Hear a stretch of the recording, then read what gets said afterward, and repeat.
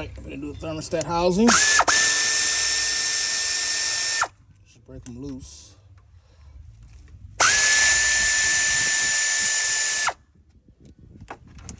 One, you can see all this antifreeze.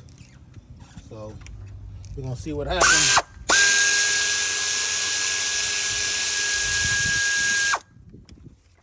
See what happened. He brought the car with an overheating issue, so I'm thinking we're gonna have a head gasket problem.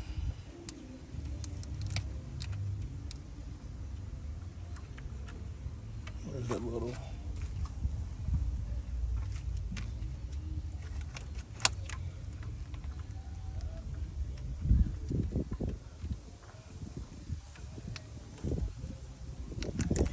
Little magnet comes in handy. And here, that. I think the thermostat should be in here. Another bolt. Another bolt. Stop it here.